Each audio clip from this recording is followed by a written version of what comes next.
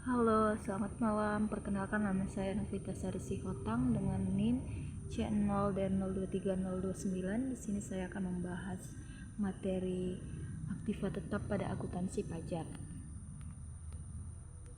Yang dimana kita akan membahas yaitu yang pertama pengertian dari aktiva sendiri.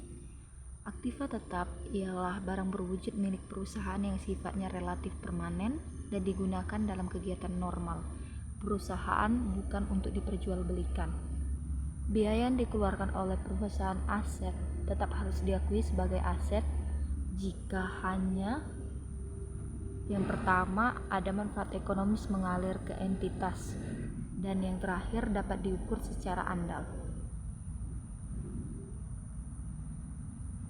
Nah, materi yang kedua yaitu perolehan aktiva tetap, di mana biaya perolehan atau kos yaitu sejumlah kas atau setara kas yang dibayarkan atau nilai wajar dari imbalan lain memperoleh suatu aset pada saat perolehan atau konstruksi pada aset saat pertama kali diakui sesuai dengan diatur dalam PSAK.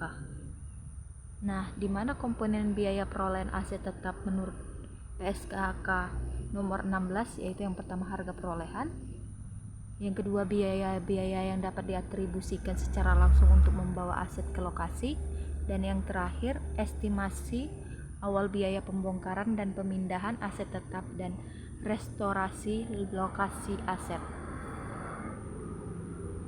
Adapun untuk perolehan aktiva tetap ada terbagi 5, yaitu yang pertama perolehan aset secara gabungan, yang kedua perolehan aset tetap secara angsuran, yang ketiga perolehan aset secara pertukaran, yang keempat perolehan aset tetap dengan cara membangun sendiri, serta yang terakhir perolehan secara hibah, bantuan, dan sumbangan. Adapun untuk penyusutan aset tetap, yang dimana penyusutan adalah alokasi jumlah suatu aktiva yang disusutkan sepanjang masa manfaat yang diestimasi. Penyusutan untuk periode akuntansi dibebankan ke pendapatan baik secara langsung maupun tak langsung, yang dimana menyatakan bahwa penyusutan aset dimulai pada saat aset berada pada lokasi dan kondisi yang diinginkan agar aset siap digunakan sesuai dengan keinginan dan maksud manajemen.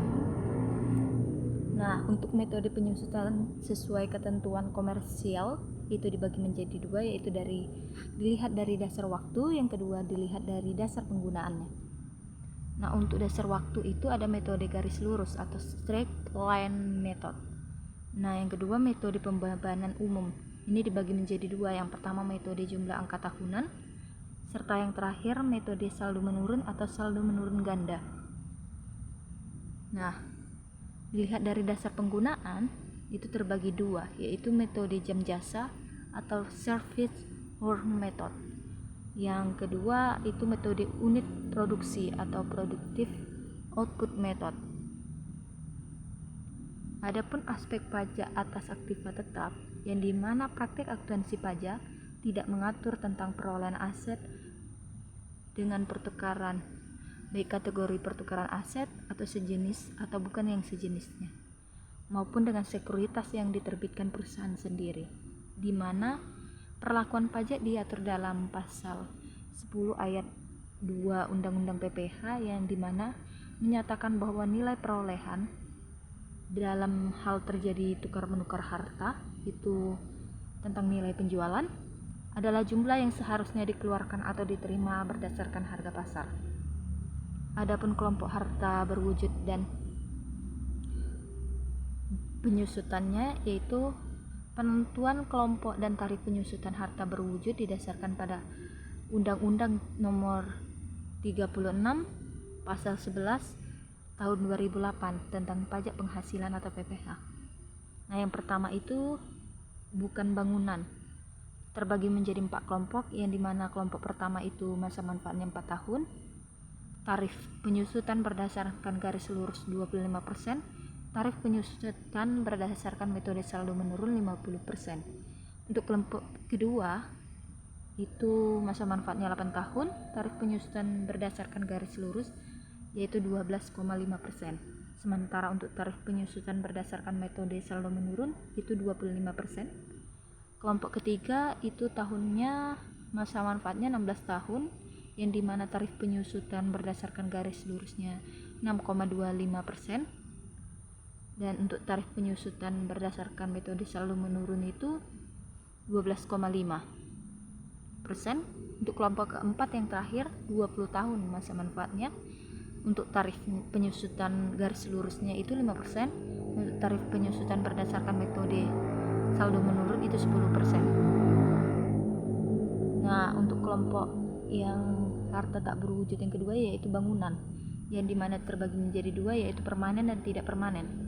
Permanen itu masa manfaatnya 20 tahun, tarif penyusutan berdasarkan garis lurusnya 5%.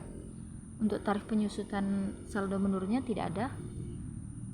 Yang bangunan tidak permanen itu masa manfaatnya 10 tahun, tarif penyusutan berdasarkan garis lurusnya itu 10%. Sementara untuk saldo menurun tidak ada. Untuk undang-undang PPH, penyusutan dimulai pada bulan dilakukannya pengeluaran, dikecualikan untuk harta yang masih dalam proses pengerjaan, yang dimana penyusutan dimulai pada bulan selesainya pengerjaan harta tersebut, tentunya dengan atas persetujuan Direktorat Jenderal Perpajakan. Terima kasih, selamat malam. Saya ucapkan terima kasih. Salam sehat.